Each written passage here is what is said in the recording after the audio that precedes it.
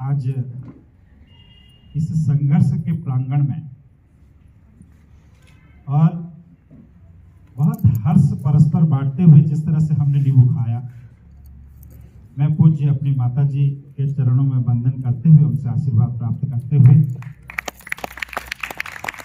साथ ही मेरे बड़े भाई साहब, भाभी माँ, सभी परिवार के जितने लोग हैं, और उसके साथ साथ अभी सबने बताया कि हम परिवार का सब हिस्सा हैं। और पिछले विगत 1 वर्ष से जिस तरह से मैं बहुत कहना चाहिए कि प्राण घातक बीमारी से जूझ रहा था, उस जूझने में जो शक्ति मुझे मिली, और वो शक्ति का स्रोत, उस शक्ति का पुंज आज यहां पर मेरे सामने प्रत्यक्ष में विद्यमान है। जो प्रत्यक्ष में है, बहुत सारे अप्रत्यक्ष में भी हैं, जिनकी दुआओं के माध्यम से, जिनकी प्रार्थना के माध्यम से आज मैं यहां पर खड़ा हूं। नहीं तो पिछले 10 अक्टूबर को वेदांता हॉस्पिटल लखनऊ, जिन्होंने मुझे डिक्लेयर किया कि हाँ पाठक जी, आप इस बीमारी से पाए गए हैं, आपकी जांच रिपोर्ट में ये कैंसर की बीमारी आई है, तो मेरे पैरों के तले जमीन खिसक गई थी। एक क्षण के लिए, केवल एक क्षण के लिए लगा ये क्या हो गया, और मेरे मन में सोचा कि हाँ, निश्चित अब 2-3 महीने का जो मेरा जीवन है, उस जीवन में मैं अपने इस पूरी चीजों को कैसे व्यवस्थित कर पाऊंगा, जो अधूरे काम हैं, वो मैंने सोच लिया था। और सोचने के बाद 1-1.5 घंटे मैं उस पल को आप सबके साथ बांटना चाह रहा हूं, जो सबसे कठिन घड़ी मेरे सामने थी। 1.5 घंटे में मैं मन में सोच लिया, मैंने कहा बड़े बड़े लोग नहीं रहे, कोई दिक्कत नहीं। प्रभु ने, ईश्वर ने मुझे इतने सब लोगों का साथ दिया है, अच्छे लोग हमारे साथ हैं, पूरा परिवार अच्छा सब साथ है, और सारे लोग, ये संसार दुनिया सब उसी तरह चलता रहेगा, कोई ऐसी दिक्कत वाली बात नहीं है। लेकिन ईश्वर ने वो सब, थोड़ी देर बाद मेरा पेट स्कैन हुआ, और पेट स्कैन में ये बताया कि हाँ, ये शुरुआती बीमारी है। और जैसे ही थोड़ी देर बाद मैंने एक मैसेज किया अपने मुखिया, भारतीय जनता पार्टी के प्रदेश के अध्यक्ष जी को, कि मैं अपना इलाज कराने के लिए जा रहा हूं, अब मेरी जगह जो मुझे संगठन ने काम सौंपा है, आप किसी और को उसको दे दो, मैं दिल्ली निकल रहा हूं। 5 मिनट में उनका फोन आया। उसके बाद जो फोन घनघनाने शुरू हुए, थोड़ी देर में माननीय मुख्यमंत्री जी का फोन आ गया। उसके बाद अनिल बलूनी जी, जो इस बीमारी से लड़े हुए थे, जीते हुए थे जंग, उनका फोन आया, मनोज जी मत घबराओ, आप पेपर रिपोर्ट भेजो तुरंत एकदम। और मैं दिल्ली पहुंचते पहुंचते, मुझे लगता है वहां मेरे इलाज की सारी व्यवस्थाएं मेरे परिवार के लोगों ने की। वो जो इतनी मदद मुझे मिली, इतनी जो ऊर्जा मुझे मिली उस बीमारी से लड़ने के लिए, वो सब आप सबके आशीर्वाद के कारण मिली। आप सबसे ऊर्जा मिली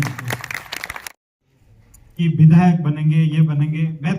मुझे तो प्रभु ने, आपके आशीर्वाद ने, उस दिन छोटे से बिठोरिया गांव से निकल करके मैं राष्ट्रीय कार्यसमिति के मेंबर के रूप में वहां पर प्रतिस्थापित हुआ। और नितिन गडकरी जी जब राष्ट्रीय अध्यक्ष थे, उनके साथ मुझे राष्ट्रीय कार्यसमिति के मेंबर के नाते काम करने का मौका मिला। तो वो मेरे लिए बहुत बड़ा क्षण था, बहुत बड़ा क्षण था। मध्य प्रदेश में प्रभारी जैसे दायित्व, मध्य प्रदेश और जेएनके दोनों प्रदेशों में युवा मोर्चे के प्रभारी के रूप में मैं रहा, तो वो मेरे लिए बहुत श्रेष्ठ था। आज की तारीख में जिस लक्ष्य को हम पा रहे हैं, के लिए कोशिश कर रहे हैं या संघर्ष कर रहे हैं, वो बड़ा लक्ष्य नहीं है, लेकिन लक्ष्य बड़ा इस बात का है कि उत्तराखंड में एक विजनरी लीडरशिप स्थापित करनी है। पूरे उत्तराखंड की, जहां पर योजनाएं, रचनाएं बनाई जाती हैं, जहां वो निर्धारण होता है योजनाओं का, नियमों का, उस जगह पर बैठ कर के लिए हम उत्तराखंड प्रदेश के लिए कुछ कर सकें, इसका लालच है। इसके लालच के लिए हम जहां संघर्ष करना पड़ेगा वहां करने का प्रयास करेंगे। बाकी सब आपके आशीर्वाद के माध्यम से अब मैं पूर्णतः स्वस्थ हूं। पिछले 7 तारीख को मैं गया था एम्स में। मैं पिछले 7 तारीख को एम्स के साथ साथ अपोलो हॉस्पिटल में भी गया, मैंने जांच कराई और मेरे डॉक्टर्स ने 3 जगह 3 लेयरों से मैं गुजरा और तीनों जगह मुझे कहा कि अब आप कैंसर मुक्त हैं। आपके आशीर्वाद से बन पाया। साथ ही अभी थेरेपी की बात कर रही थी पुष्पा जी। कुसुमखेड़ा में कैनरा बैंक की ओर जाते हैं, वो तारी भाई की एक दुकान है, उसके पास में एक थेरेपी सेंटर वहां पर है, विगेन इंडिया थेरेपी सेंटर, जिसको हमारी बहन पुष्पा ऋषिकेश से आकर के यहाँ पर बहुत पवित्र भाव से, सेवा के भाव से उसको चलाते हैं।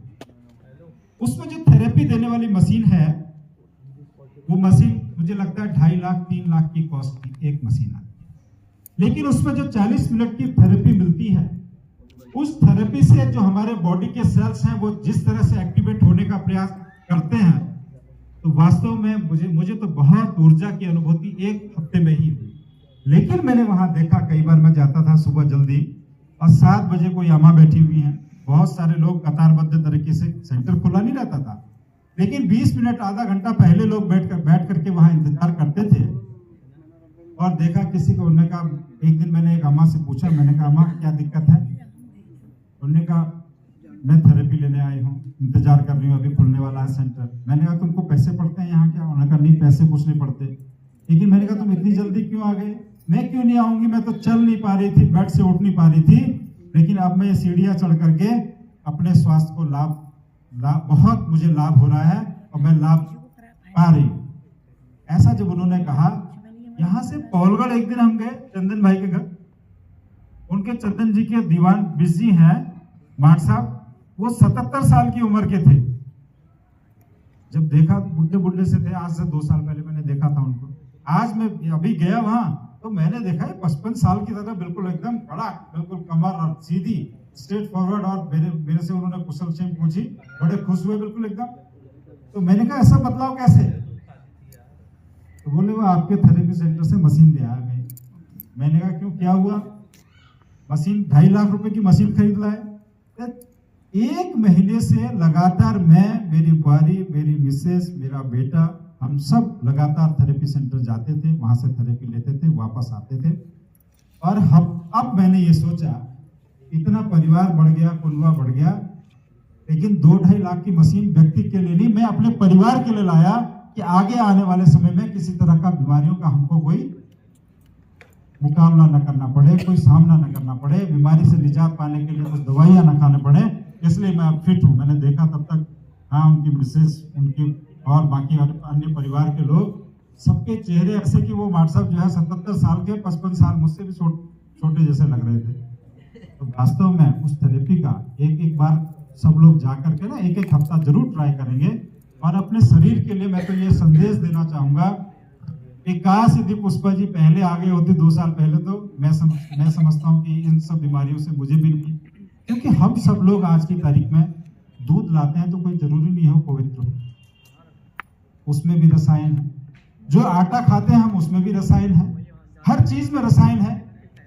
और उन रसायनों को खा करके हम सब अस्वस्थ होते हैं। और हमारी जो दिनचर्या है, उस दिनचर्या में भी बहुत सारी पहले की जैसी मेहनत जो करते थे हम धूप में जिस तरह से अपने शरीर को हष्ट पुष्ट बनाते हुए, मेहनत करते हुए उसका पोषण किया जाता था, वो ठीक रूप से नहीं हो पा रहा है। और इसी कारण से तरह तरह की बीमारियां हो रही हैं। मेरे तो अपने स्वभाव में, जीवन में कभी मैंने कोई नशा नहीं किया, कभी मैंने कोई स्मोकिंग नहीं की जीवन में। लेकिन जब देखा, मैंने डॉक्टर साहब से पूछा ये क्या स्थिति है, उन्होंने कहा इस बीमारी से ये समझिए आप कि रसायन जो हम खा रहे हैं उससे कौन बच सकता है। गेहूं खा रहे हैं, गेहूं में दवा डालते हैं। अब चखा हुआ गेहूं तो हर कोई पैदा तो कर नहीं सकता। और साथ में जो अपने भूमि किसान जो है, वो भी उसी रसायन वाला खा रहा है, वो अलग से नहीं उगा पा रहा कुछ और। तो मेरा ये सबसे आग्रह है और प्रभु से प्रार्थना है कि आप सबने बहुत महत्वपूर्ण सहयोग, बहुत महत्वपूर्ण ऊर्जा जो हम सबको दी यहाँ पर। मुझे लगता है कि मीडिया के माध्यम से सच की तोप नाम सुना होगा आपने। आप सच की तोप को जो अपने उसमें रखते हैं, मतलब मोबाइल पे, श्रीमान महेंद्र सिंह नेगी जी, मेरे मामा हैं आप, जहां मेरा ननिहाल है वहीं से हैं आप। और बराबर आपका आशीर्वाद मुझे मिलता है। साथ में हमारे जिन्होंने पूरा जीवन अपना यौवन अपनी तरुणाई बॉर्डर पर दी, ऐसे पूर्व सैनिक के रूप में श्रीमान रमेश जोशी जी, आपका आशीर्वाद हम सबको पूरी आपकी इस तैयारी को मिलता रहे आगे, और मिला है इसके लिए बहुत साधुवाद। मेहरा जी मेरे पड़ोस से हैं,